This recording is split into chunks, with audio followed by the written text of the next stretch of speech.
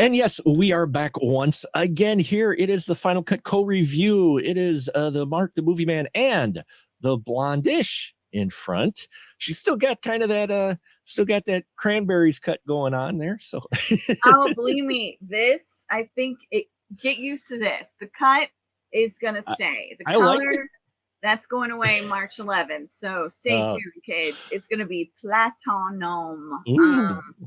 Nice, Going but back I'm to liking the blonde. cut. I'm liking the cut, and you'll still be able to have blonde, so you'll be blonde, it still be blonde, so that's cool Yep. too. And today we are talking about a film that surprised the hell out of me. I'm going to say right now, we're going to review Companion here as a titled. And Katie, thank you for joining me once again to talk about this interesting early entry into 2025. Yes.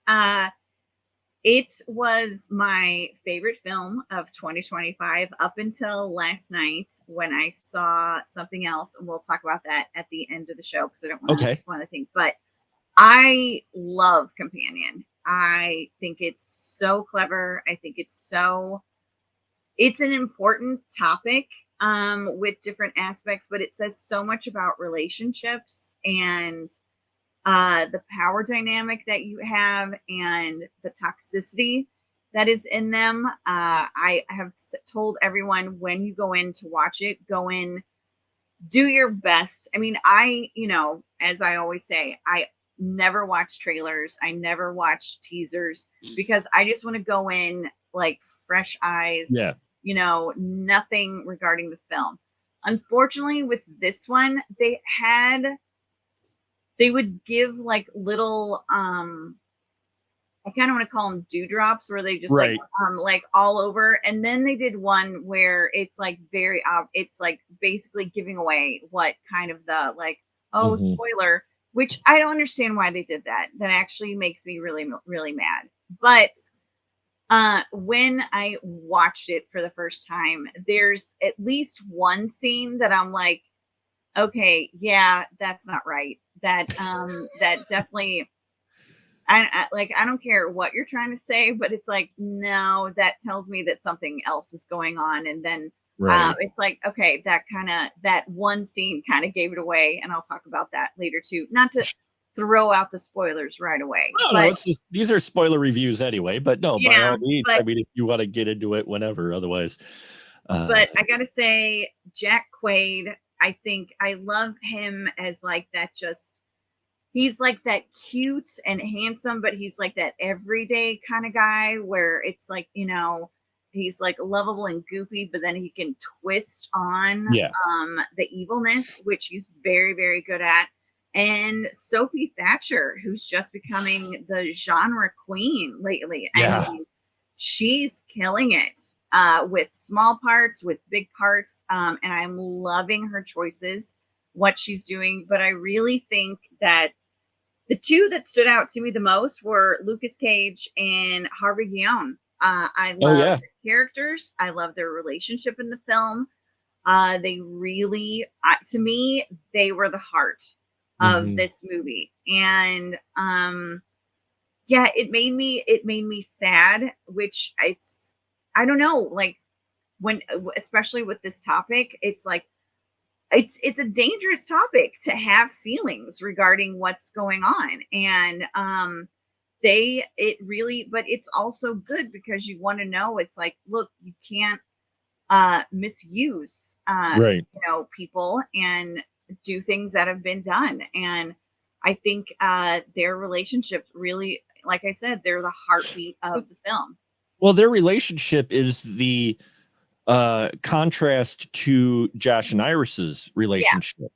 Because Josh went into his relationship with Iris, his companion, which you folks, you probably have gathered from the trailers, and these are spoilery reviews.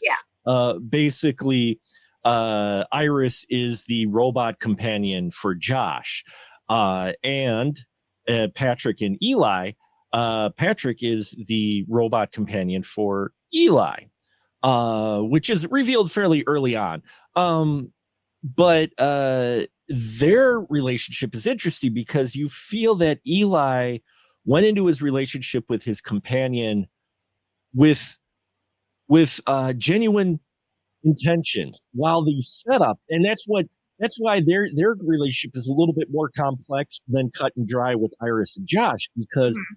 Eli legitimately was looking down in his heart for a companion, and so he got his robot companion Patrick, and you genuinely feel like he has true feelings for Patrick, his companion, like legitimate, like, you know, on the level, deep feelings.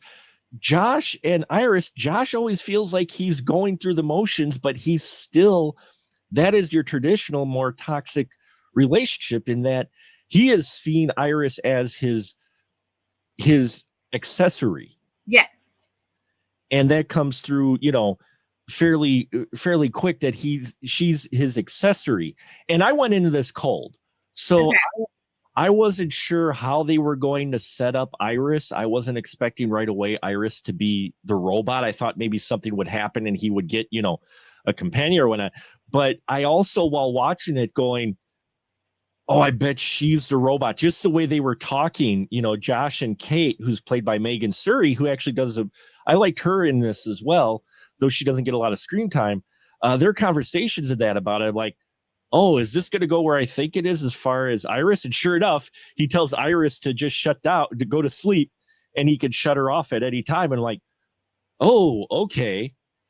So then I thought it was going to move into kind of an adult Megan version, which I would have been fine with her, going rogue and programming herself, because we saw little bits of that from the one trailer I saw of this. And I'm like, okay, didn't expect the turnaround that you get yet again, and its statements about a toxic and abusive relationship with this, to where he keeps going back to her, and even though she's getting reprogrammed, she's coming back to him, even though part of her doesn't think something's quite right. And it's amazing dynamic that they work into this film. And at the same time, being a black comedy, at parts, you're laughing. You're laughing a little awkwardly, but you're laughing because the film is talking about serious relationships and serious subject matter, but it doesn't take itself too seriously as far as its concept goes. Exactly. And I love when they do it's with Eli and Patrick. Eli sees Patrick as an equal. Mhm. And, we don't realize that Patrick is a companion until, even Right. Josh says, it's like, well, how am I going to do this? And then Josh and Patrick doesn't even realize that he's a companion. And that's one of the things about the film, is that the companions don't realize that they are AI, like bots and stuff like that. So they have this mentality that they've had false memories, false meet cutes, all this stuff that gets them invested in their human counterparts. And while Josh, as you said, sees Iris as an accessory, and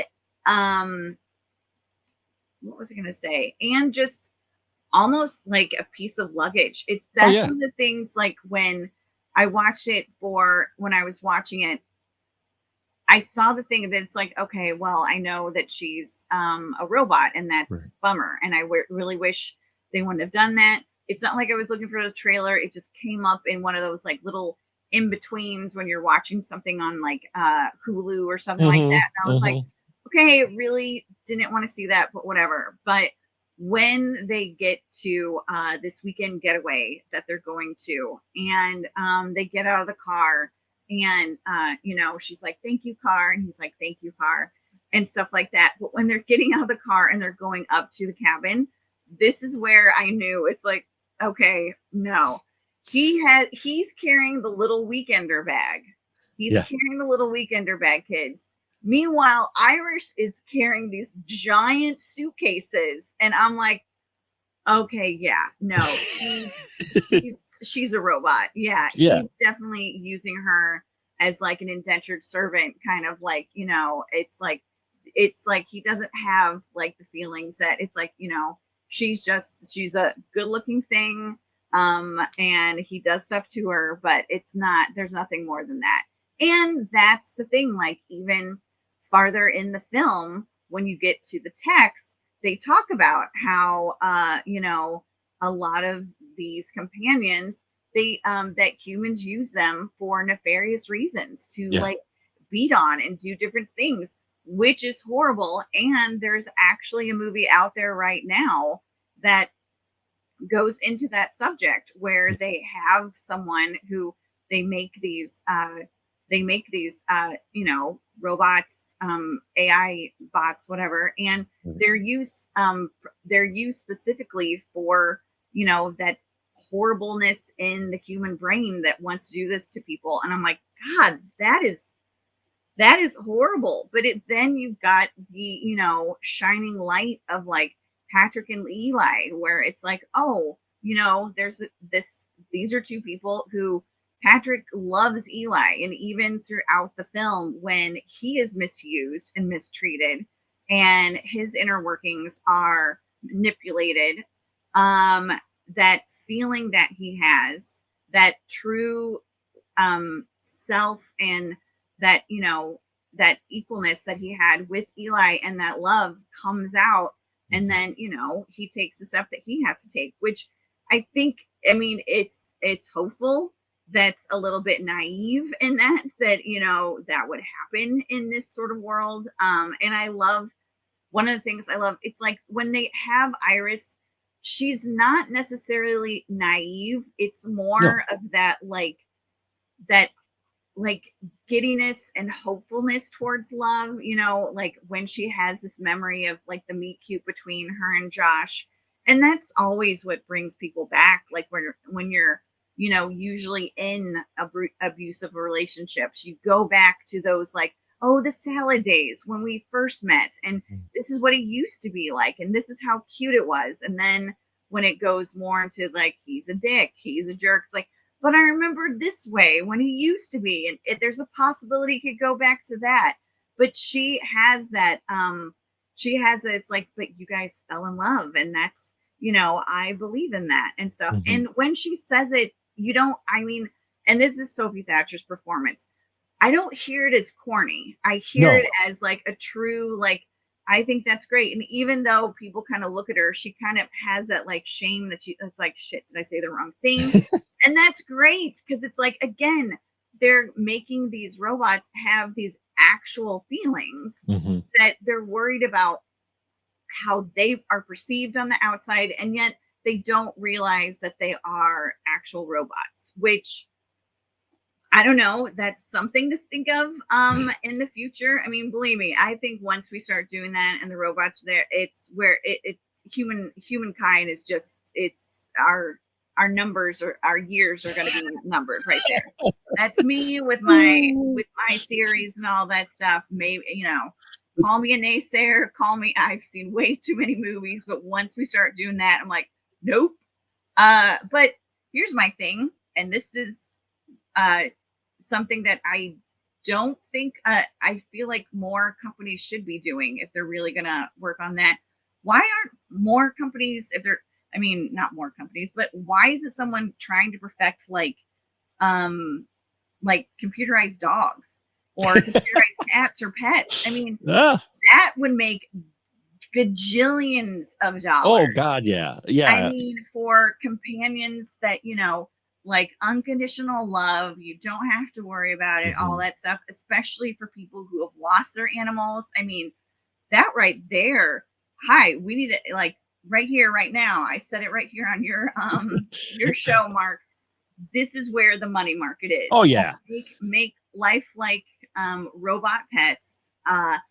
That will make trillions of dollars, and hopefully they won't take over the world like the humanoid robots will. Yes. They still could, who knows?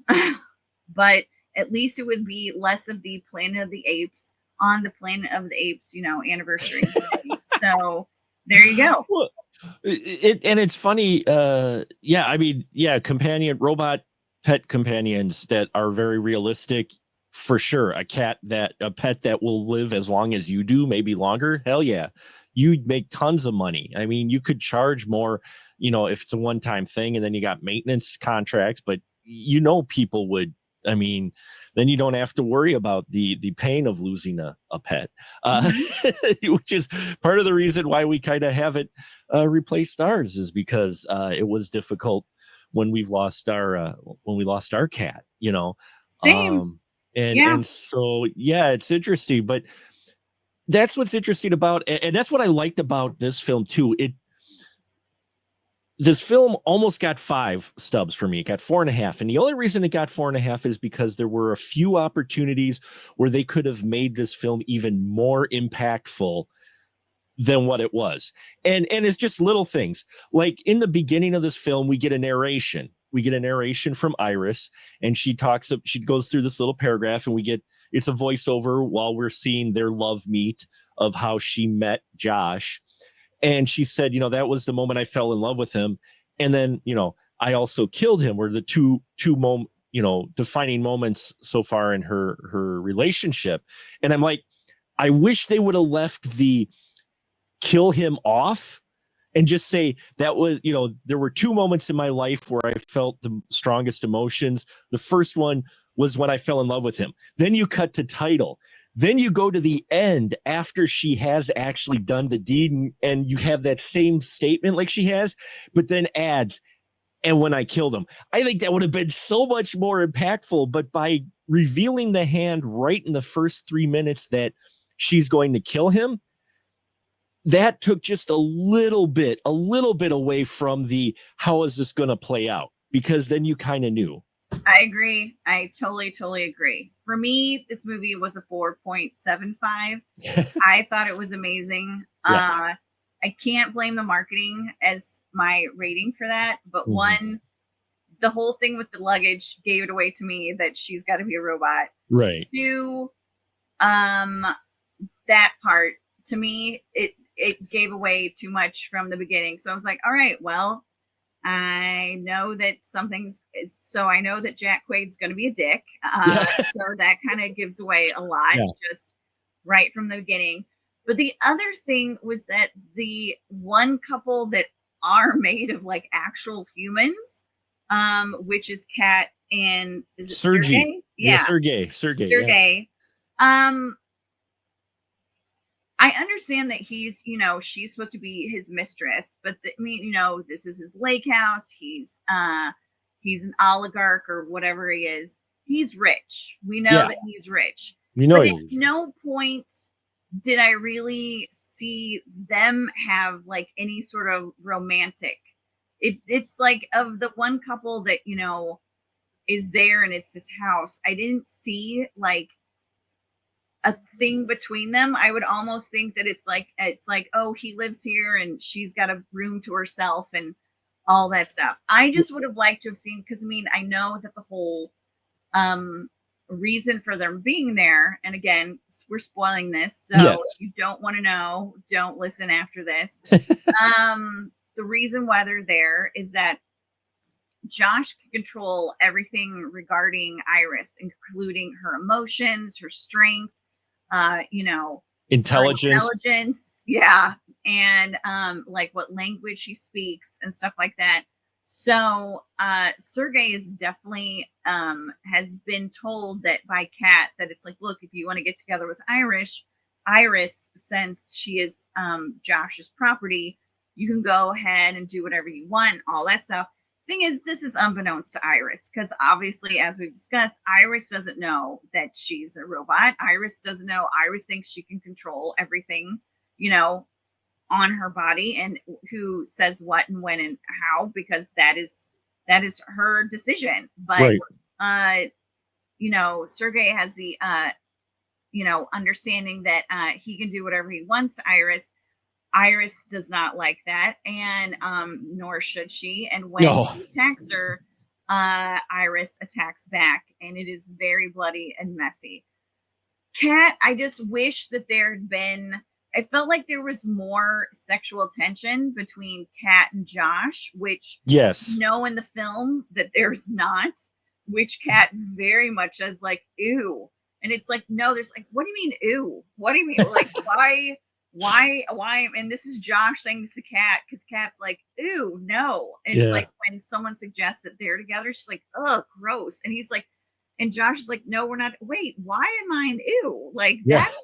that's rude. And it's like, but I felt like there was more banter between them and stuff like that, that I wish there was just a little bit between Kat and Sergey, considering, I don't know, just like a little sexy dance with them. And then he looks at Iris, like, in that glaring way. They're like, ooh, creep kind of thing. Because I felt like Iris was more concerned about Kat and Josh than anything else. And I just, to make this more believable, I just would have liked to have had just a little bit of they're just to seem like, this couple who actually is a couple.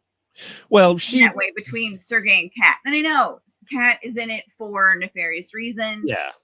I mean, he's got a wife, she's in it for the money and stuff like that. But it's also like, I mean, I think she leads Josh on to think that she's been beaten by him or something like that, or he's a bad guy. And she led him on that he was a Russian gangster. Yeah. She didn't and all this stuff. And it's like, yeah, it turns out no. So really, Kat's the asshole in this whole thing. And, she is not a very good person whatsoever. But again, neither's Josh. Yeah. No, Josh, and that's what I like about Jack Quaid. That's what I like about him in The Boys. I liked about him because he can play this kind of wholesome, innocent type of, naive or just kind of emotionally fragile type of guy. But then he's got a dark side that he can flip. He's like a better version of a Jesse Eisenberg of sorts. Oh, yeah. To where he can, Jesse, it's like, there's not that far of a leap between, like, say, him playing a kind of a bumbling guy to being bad guy. Whereas here with Jack, you look at him, you go, oh, and then as this film goes along, you start to dislike Jack more and more. And then when you get to that end scene where he's basically at the table and he's reset Iris and he's taken over Patrick and he's like serious, like evil, Bond villain type. I mean, he's scary in that. He gets that look and the tone and everything. And I'm like, that's what I loved about it, because in the beginning, he's like this bumbling, emotional guy who got this robot because it would make him feel better about himself. And then by the end, you realize this guy's got a dark side. Like, he's not sympathetic at all, or pathetic either. He doesn't come off pathetic at the end either. He's just scary.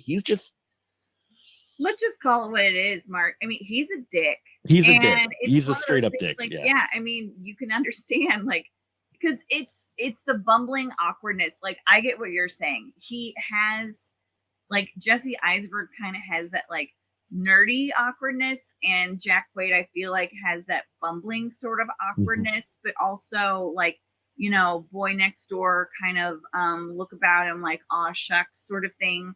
And then when he turns it, it's like, but yeah, like in the beginning, you see their meet cute between Iris and Josh and how they're at the supermarket, which supermarket meet cutes are honestly one of my top 2 things in films, maybe my favorite, like, ever. I love supermarket meet cutes. And for some reason, it's the ones in horror movies, which are always the best. Like, I love the one in Fresh with that was honestly one of my favorite ones.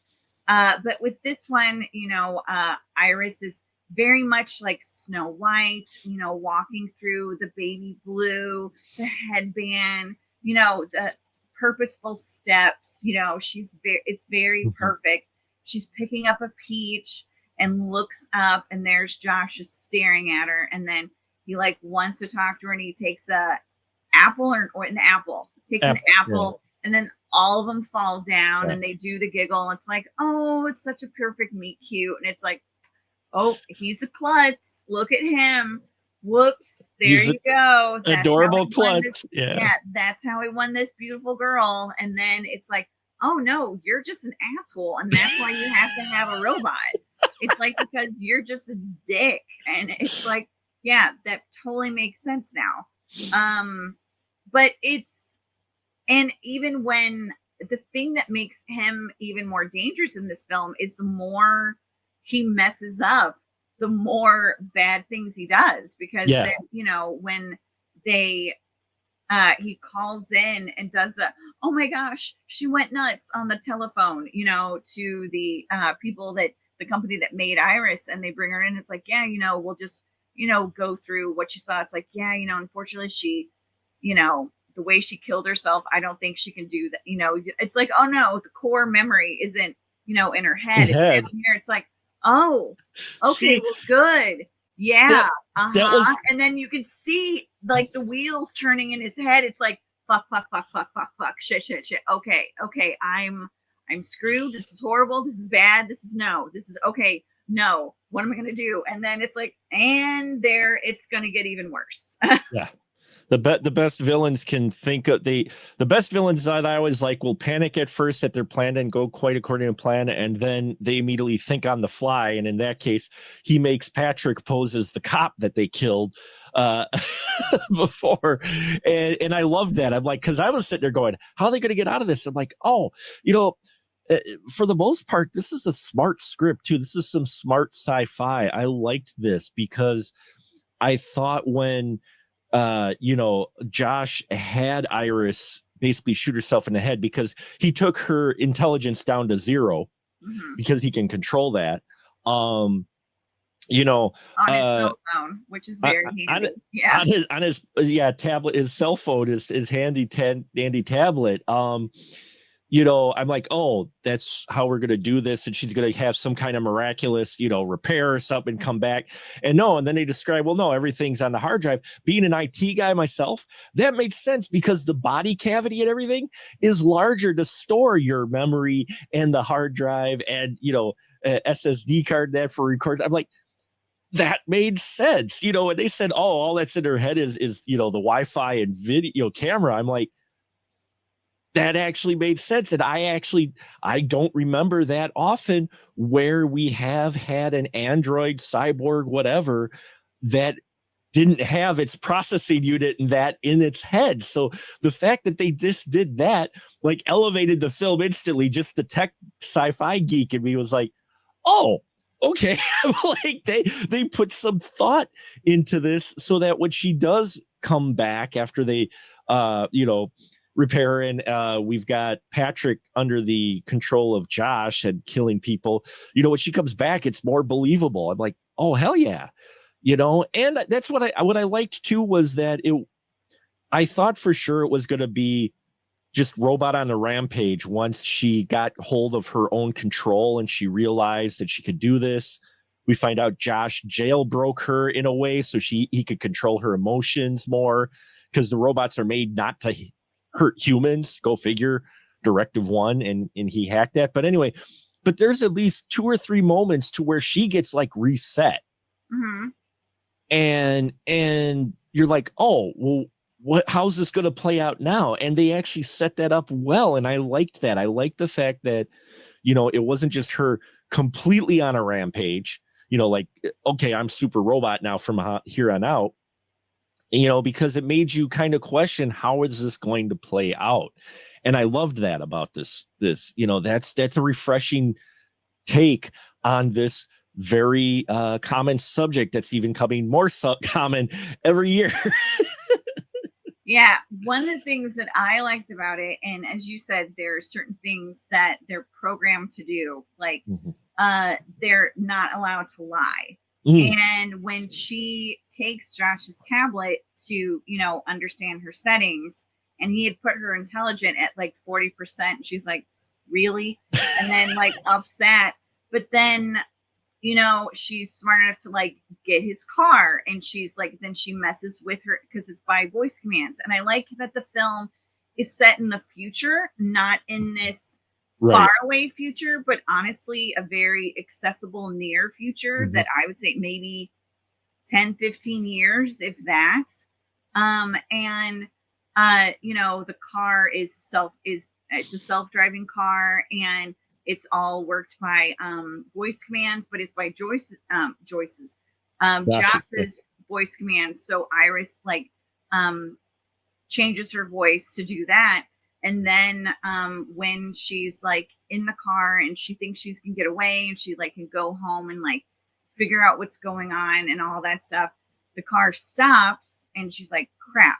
And then a cop car comes by, but it's like, as you know, we've seen in the film, she can't lie. She can't lie to anyone. And in the beginning, that was a genius move, because when Josh is asking her, like, what's wrong? It's like, you know, you can't lie to me, so tell me. And we just think, you know, as an audience, like, oh, you know, they're in a relationship, but she like legitimately cannot lie. Yeah. So while we think she's just having this like anxiety of like meeting his friends and all that stuff, these are all feelings that she has inside her that she's letting him know. And, you know, he does a somewhat nice job of trying to reassure her that they don't hurt, his friends don't hate her, but all that stuff. But the genius part is when she realizes these different things, like, crap, I can't lie. If someone asks me a question, I'm like covered in blood. This cop is gonna, but at that time, the blood is turned, instead of red, it's kind of brown. Yeah. You don't necessarily know, like, okay, this is a weird looking shirt. But then when Iris gets out, she's smart. They made her smart enough to like change the language to German. That to me was one of my favorite parts in the film, because it's like, oh my God, this is such a smart way to like twist that little control that they have. It's like, all right, I can tell the truth. You won't understand what I'm saying. A word yeah, because I'm speaking German and you don't understand German. And then you've got the great character actor that's playing the cop.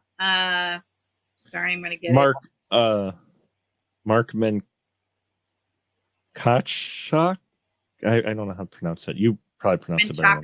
Menchaca, thank you. Who, I mean, when you see his face, you know him. He's in 18 jillion movies. Yeah. He does equally great as like the bad guy, the good guy. It's I like that he's able to do that. And yeah, that was a great moment in the film that I absolutely loved, because it's like, you know, once Iris becomes aware of like who she is and what she is, then it's like a totally different film. It is interesting, and I think they kind of explained this a little bit, that since she's like a newer model, that's why she's able to like really understand and take control. Because when Patrick figures out, or maybe he doesn't actually figure out that he is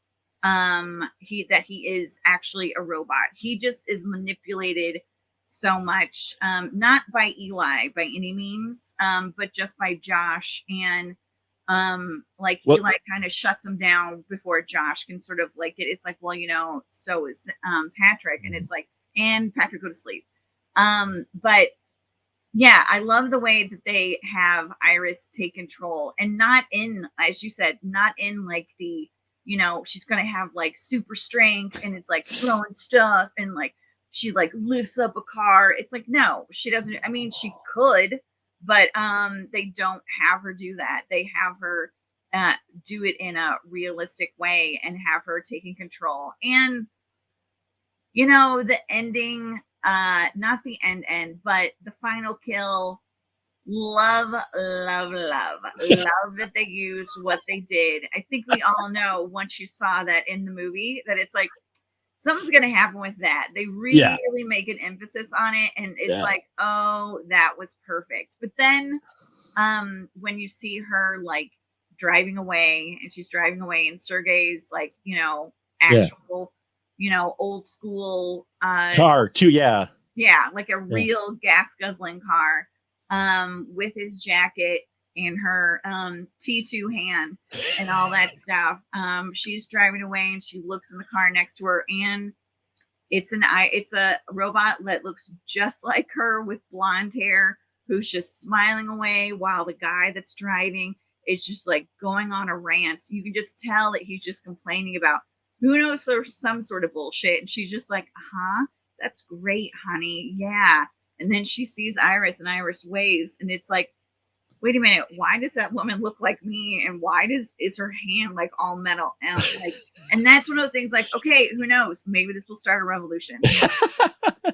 Yeah, it might start a revolution. Not quite sure, but I just like how it ended with her having, her free will again. And yeah, it makes so many smart and interesting choices for the type of film it is that it just surprised me. I was like, very impressed, especially because when I saw the trailer, I'm like, okay, that looks like kind of a quirky film. And then when you get into the story and actually watch it play out, you're like, oh, this is what we're doing. Okay. Yeah, and it runs through. Let's face it, if you want to get down to it being the horror film that it is, it runs through the 7 deadly sins. Yep. It literally runs through the 7 deadly sins in this film. And it didn't really hit me until after what I was starting to think about it. I'm like, oh yeah, gluttony, sloth, lust, greed. I'm like, yeah, Wrath. Yeah. wrath, Envy. yeah, I mean, it runs that gamut. I'm like, well, that it hits all those horror boxes as well, but it's not exactly, I think putting it just in the horror category, which I've seen some people do, it is limiting it, because it does a wide range of genres in here. It's kind of amalgamation of it, to where I don't think you could just put it in one box. But even with the blood in that, I loved how they had the blood in here. And the thing with Iris is not, again, this is, let me back up because my brain's running a mile a minute here. I apologize, but this is like Stepford Wives meets Don't Worry, My Darling, meets Ex Machina. Is like, it's like those three films it's taken from different elements of, and that's how it handles the AI here. And I loved that as well, because I think, we've done from the late 80s, early 90s, and don't get me wrong, I love my Rogue Android movie. I love my Rogue Android, but we see that once they become evil or whatnot, or killers or whatnot, they're in that mode the whole time. And in here, our robots are continuously reset, either by the humans or by themselves. Iris, we see that she keeps getting pulled back, which adds to that metaphor or the allegory, however you want to put it, of an abusive relationship. She keeps being brought back in some way, shape, or form, whether she wants to be back or not. It's so, yeah, I love the different layers of this. And it's one of those, this is what we've talked about when we were talking about the Oscar show. I feel bad this film's being released now. Yeah. I really do, because I'm not saying that it is going to be award winning, but looking at the story and the creativity and the smarts of this movie, I think if it gets released in like August or September, I think it's got some traction to get some notifications, because releasing it in January now, I don't know why they released this film, because this film's far better than a January, early February release where you've got Oscar talk about the previous films right now, because right now, yeah, for the films that I've seen this year, this is the best one. Yeah. I know it's early, but still, it's impressive what they did here, and it was fun. And I'm like, yeah, I'd go watch it again, even though I know what's going to happen. And it's especially because of Sophie Thatcher. She plays a person who's just slightly, you look at her, she's like, just something different about her. She's not your dyed in the wool android. And I loved that, there's so much to enjoy about it. Just a few quirks in that kept it from getting, because I'm just like, oh, you wasted this potential right here. Yeah. No, and I agree. And I think just sort of the moral of the story of the film, that like when you're watching it, that the two most humane people in the film are robots. Are the two robots, yeah. That's the thing, that it's like, as I said, it's like I had more feelings and reaction towards what was happening with Iris and Patrick than almost everyone else in the film. I did feel for Eli, and it's like, yeah, that was sad. A little bit. Yeah. You feel a bit for Eli, but he was in on it and all that stuff. But it's like Iris and Patrick like showed more humane tendencies than any of the humans did. And that, because I'm always been one that it's like, it's like I said at the beginning, once we have the actual, walk amongst us androids coming out, it's like, human years are numbered. And with this, it's like I was feeling like I didn't want anything to happen to them. I was very protective of Patrick. I was very protective of Iris. It's like everything that they were being used for, especially by the midpoint to the end of the film, was like so nefarious and horrible, and like just the mistreatment and stuff like that, that it's like we need to do better as a creation, like of living beings on this planet. Yeah. Like we should not be making things to like just misuse them. Like that sounds like something that some stupid kid would do. Like it's like, I just want to make this just to break it. Yeah. Like that. So it's like, what? Like we have to be better as humans in that. And I don't know, hopefully maybe, some scientist is doing that. It's like, you know what? I just saw Companion. Now I'm not going to do that. You're right. You're right, Companion. That's wrong. Or maybe the scientist will see our review and like, you're right. You're right, Katie. Sure. That's wrong. No. I'd like to think so. Yeah, I'm not going to do that now. I'm not going to make these, advanced computerized humanoid creatures just to mistreat them for my own will and fun because I'm a sicko and stuff. You know what? No, I'm better than that. You're right. Thank you. Thank you so much. Well, yeah, I mean, and that's again the smarts. I think, and people may say, "Oh, that's you're overblowing." I'm not. I think it's the smarts of the film that you're pulling for the two androids through this whole film. You're realizing, I mean, because the humans are even showing indifference when she offs Sergey. Kat, while she was in the relationship, for convenience, she still felt a little bad, but not bad. They still played it off like, oh, okay, well, he died, and Josh makes a statement about just how bad it is out there. You're like, wow, people have really gotten cold towards one another, and you even see how they treat each other. I mean, one of the most heartbreaking moments in this film, which there are a number of them, is how Josh just turns out to be a dick towards Iris, because you just feel for Iris thanks to Sophie Thatcher's performance. But Lucas Gage as Patrick, for me, one of the sad points was when Josh resets Patrick and imprints Patrick, because when you get your robot, you can have the robot comes factory reset or whatever, and it imprints on you. It recognizes your face. It has the loving memory of you.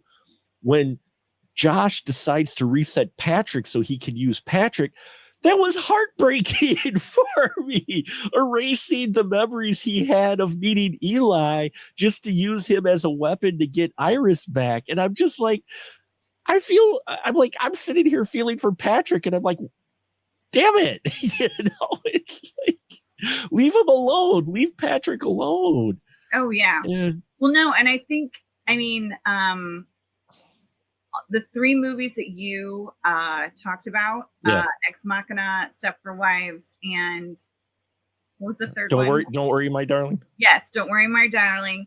I had those along with AI, artificial intelligence, because it was very much, and the only reason really with that one, because they are those androids, especially Haley Joel Osment, he knows he wants to be a boy, because it's very much like Pinocchio, but he knows he's not. But it's the whole instance, like when he gets out of the box and then the mom starts him, and then the imprinting and all that stuff.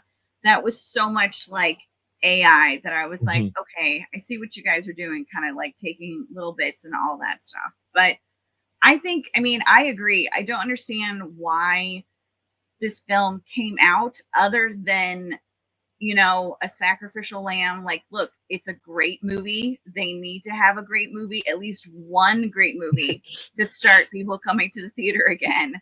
So it's like, was it Universal that did this? I think so. Yeah. No, Warner Brothers. Warner Brothers put this out. Yeah. So, Warner Brothers. So Warner Brothers is like, hey guys, look, we'll take one for the team, which we'll get all the money, because this, honestly, best film right now. There are a few others that have come out like in the past couple weeks. Hard Eyes, I really liked. Love Hurts, no. Um, I haven't seen that one yet. I saw Hard Eyes. I'm like, okay, but I like Hard Eyes a lot, yeah, but I mean, Companion, I think is better. it is. It's just so clever, and Mhm. that's the thing. It really doesn't dumb it down for the audience, which I like. And of course, it's just the mixture. I mean, it's a very small cast, but everyone involved that they picked, chef's kiss, like Yeah, so good. And again, it's a dumb thing that it's like, with Josh, when the people come in and are talking to him about Iris, and it's like, well, you read all the instructions, right? And he's like, yeah, of course. Yeah. yeah, sure. I I read mean, the user agreement. Yeah, yeah, sure. I totally read all that stuff, which basically, no. What he did, No. he turned it on, she imprinted, and they immediately had sex within a minute of them happening. And that's practically, I think that's all he really, it's like, tell me what the weather's like, all that stuff, which it's very cute the way they do that, because they make it's like, what is it outside? And it's like, it's a balmy, 65 Yeah. degrees, enough like this, which I could see like, oh, that's cute. That's your little like thing you do as a couple with the weather. And then you realize, oh no, she's just No. actually telling the weather like she's a weather app. Okay. Well, Gotcha. Nice. and they use that You fooled me. Okay. and they use that moment for her to come to the realization she is a robot when Yeah. because he sits there and goes, okay, tell me the weather, and she rattles off the weather, and then she's like, oh my god. Oh my God. What did I just do? Like, yeah, it's like, Yes. So Companion, folks, I recommend it out of the films. I mean, the film was made for $10 million and it made almost its money back, 9.3 in the US alone.